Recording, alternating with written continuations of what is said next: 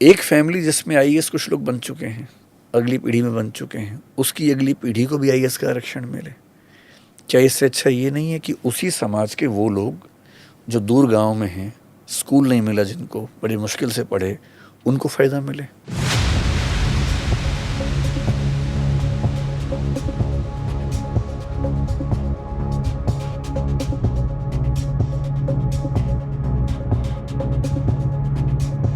The thing which has come in the news, general category, reserve category, उसको लेकर जो news में अब आया है, this is regarding UPSC, this is the tweet. ये जो आईएएस ऑफिसर का है, पूजा Khedkar, getting into a reserved category when she is part of the having a non-creamy layer certificate, possesses property. Ab this becomes the whole controversy about reserved, non-reserved. When you have so much of wealth, आप क्या ये सही है, गलत है, आप बताइए, because you have taken the UPSC exam also. आप जनरल कैटेगरी के जनरल में स्टूडेंट। था। हाँ। मेरा रैंक 384 था और मेरे हॉस्टल के मेरे दोस्त जिनका रैंक 415-20 था, वो सब आईपीएस आईएएस बन के अभी बहुत सीनियर पोजीशंस में हैं। और मैं ग्रुप बी सर्विस मुझे मिली थी लास्ट में, CSS. So in a way I can say I have seen this. इसके बाद भी मैं रिजर्वेशन के फेवर में रहता हूँ in as far as the policy is concern. Implementation की दिक्कतें बहुत सारी हैं, जैसे कि ये मैं बहुत ध्यान से पढ़ नहीं पा रहा हूँ, लेकिन मैं समझ पा रहा हूँ आप क्या कहना चाह रही हैं। हाँ। देखिए, reservation as a policy has to be there. On caste की इकोनॉमिक बेसिस पे इस पे भी डिबेट होता है। What do you favour? इस पे हम लोग कई घंटे बात कर सकते हैं क्योंकि बहुत लंबा टॉपिक है जी। और मुझे नहीं पता कि कितनी मर्यादाएं हैं, हमें कहाँ तक बात करनी है इस टॉपिक पे। आप जो मर्जी कहना चाहें यहाँ पर। हाँ। देखिए, रिजर्वेशन कास्ट पे भी होना ज़रूरी है। इकोनॉमिक क्राइटेरिया कुछ एक्सटेंट तक उसमें हो तो अच्छा है, लेकिन ये बात सही है कि रिजर्वेशन सिस्टम जो हमने रखा है पिछले कई सालों में, उसमें लूप होल्स बहुत ज़्यादा है। जैसे कि ये मामला आप बता रही हैं, मैं आपको कुछ एग्जांपल देके समझाता हूँ। इस पे अप्लाई होगा या नहीं मुझे नहीं पता, पर आप समझ पाएंगे कि क्या मसले हैं। और मैं यूपीएससी को ध्यान रख के बात करता हूँ जी। एससी एसटी कैटेगरी में रिजर्वेशन मिलता है, उसमें क्रीमी लेयर नहीं है। सुप्रीम कोर्ट ने 2004-05 में एक फैसला दिया था एम नागराज के मामले में, जिसमें यह कहा था कि जब प्रमोशन हम देंगे एससी एसटी में, तब हम इस बात को इंश्योर करेंगे कि प्रमोशन क्यों दे रहे हैं। So in a way they introduce the concept of creamy layer in promotions in SC ST. Otherwise वहाँ अभी क्रीमी लेयर नहीं है। इसका मतलब क्या है? मैं एससी एसटी आरक्षण का समर्थक हूँ, क्योंकि मैं जब ये बात बोलूँगा तो फिर बहुत क्लिप्स कटेंगे और लोग गालियाँ भी देंगे मुझे इसके बाद, पर मैं उनसे पहले तैयार रहता हूँ। अब मैं इतना अभ्यस्त हो चुका हूँ कि मुझे फर्क पड़ना बंद हो गया उसका। The truth has to be there. Absolutely. मैं एक ऐसी फैमिली को जानता हूँ पर्सनली जी, जिसमें फादर आईएएस थे, मदर भी एक बहुत बड़ी पोजीशन पर थी, 3 बच्चे, तीनों सिविल सर्वेंट्स हैं, या आईएएस हैं या आईपीएस हैं। उनके स्पाउसेस भी आईएएस आईपीएस हैं। हाँ, कन्वीनियंट। अब मैं ये नहीं समझ पा रहा कि इस फैमिली को, अगली जनरेशन को एससी एसटी का रिजर्वेशन क्यों मिलना चाहिए। मैं नहीं समझ सकता। इनको मैं हमेशा कहती थी ये जेनेटिक सिविल सर्वेंट्स होते हैं। हो सकता है, मतलब यहाँ तक कि जो हमारे कुछ दोस्त एससी एसटी रिजर्वेशन के बहुत समर्थक हैं भी, बहुत पॉपुलर लोग हैं, अच्छे चिंतक हैं, जब बंद कमरे में मेरी उनसे बात होती है और मैं उनसे पूछता हूँ कि यार मुझे आर्गूमेंट दो, अगर आपके आर्गूमेंट में दम है तो मैं मान लूँगा, मुझे कोई दिक्कत नहीं है।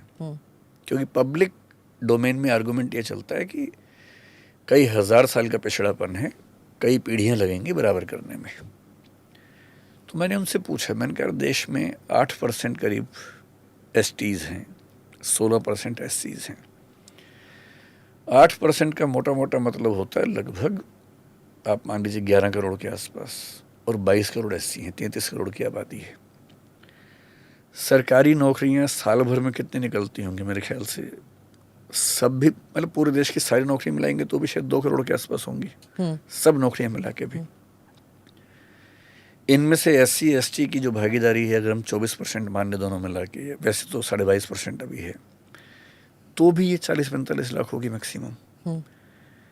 इस 45 लाख में 33 करोड़ में से कौन लोग आए कौन ना आए ये हमें सोचना होगा।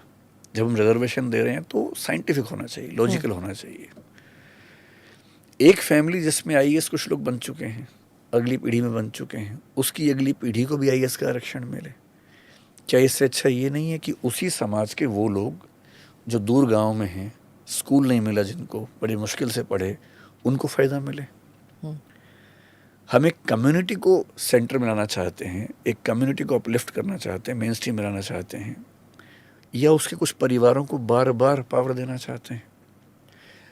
पर एक एलिटिज्म है।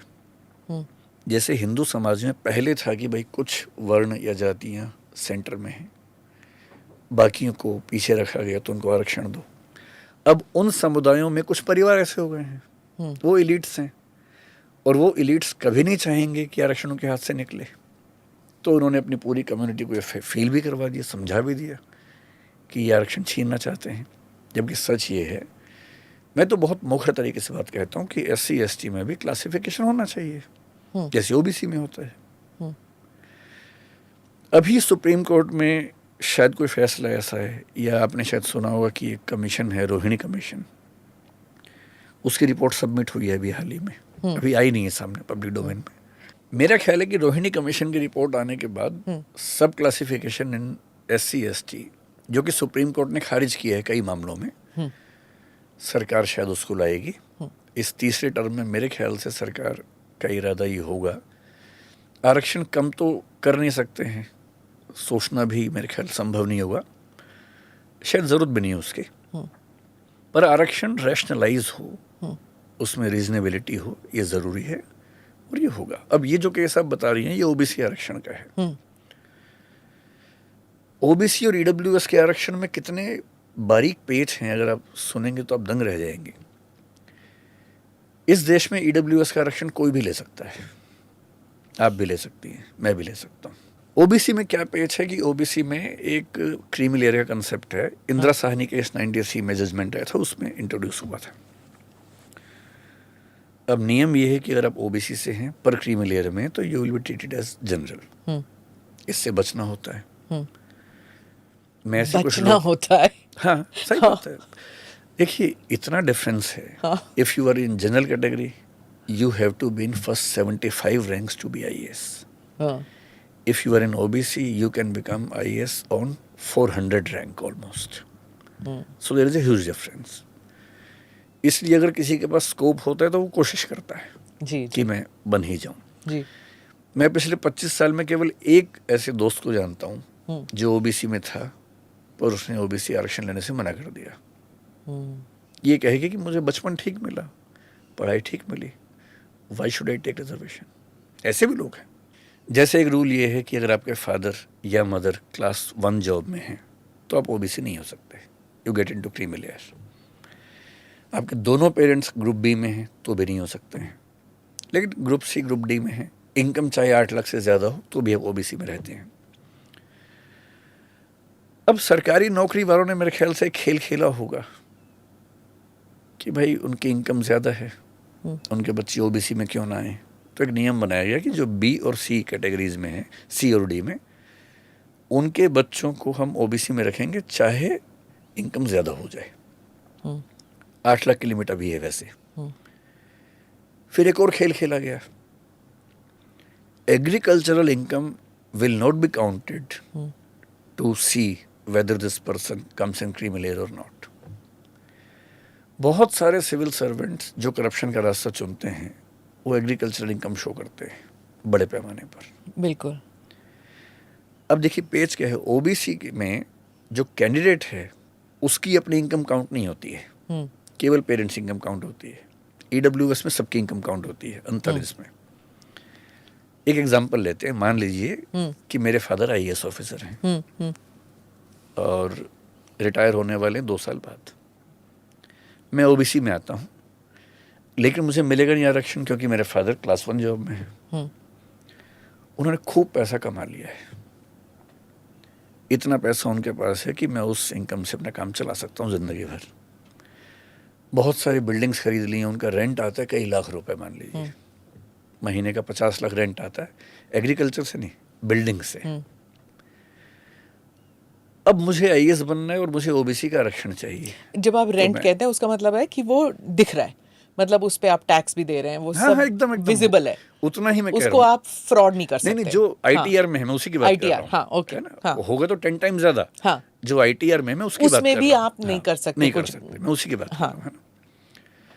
अब मान लीजिए मुझे आईएएस बनना है, हाँ। और मैं अपने फादर से कहूँ कि पापा आईएएस बनना है, जनरल से नहीं बन पाऊंगा, ओबीसी से बनना है, तो आप सपोर्ट करो। बोलेंगे कैसे? मैं कहूँगा रिजाइन कर दो आप। रिजाइन कर दिया उन्होंने। 2 साल की सर्विस बची हुई थी, पैसा अकूत कमा चुके हैं, अब 2 साल की सर्विस है, रिजाइन कर दिया। जैसे रिजाइन किया, अब मुझ पर ये सीमा लागू नहीं होती कि मेरे फादर ग्रुप 1 जॉब में है। लेकिन अब क्या लागू होता है ITR। कि मेरे फादर के पास पैसे बहुत ज़्यादा हाँ। हैं, क्योंकि वो नौकरी में नहीं है। अगर उनके पास 8 लाख से ऊपर की इनकम है तो मैं ओबीसी में नहीं आ सकता। तो वो क्या कर सकते हैं, मेरे फादर और मेरी मदर अपनी सारी प्रॉपर्टीज मेरे नाम कर देंगे, गिफ्ट डीड कर देंगे। अब उन दोनों की इनकम रह गई 6 लाख रुपए साल की, मेरी होगी 60 लाख महीने की। पर ओबीसी होने के लिए मेरी इनकम क्राइटेरिया नहीं है, सिर्फ Parental पेरेंट्स income, इनकम, सिर्फ पेरेंट्स की, फैमिली नहीं, सिर्फ पेरेंट्स, मेरी नहीं। So even if I am earning 50 lakh rupees per month when I am appearing for UPSC exam, being in OBC, I am still eligible to be an OBC और candidate. Parents ये कर देंगे, अपना income बेटे के नाम कर दें या बेटी के नाम कर I know. दें, रिजाइन भी कर दें, पेंशन भी गंवा दें, ये सब कर पेंशन लेंगे? क्यों कमाएंगे? पेंशन तो मिलेगी उनको। नहीं, 2 years। नहीं, वो डिपेंड करता है कितनी सर्विस अच्छा, हो चुकी ओके, है उनकी, कितनी सर्विस, पेंशन हाँ। मिलेगी। ओके। और जो इस रास्ते पर चलते हैं उनको पेंशन की चिंता नहीं होती, वो अपनी पेंशन पहले बना चुके होते हैं बहुत सारे। उनको पेंशन से चिंता नहीं होती।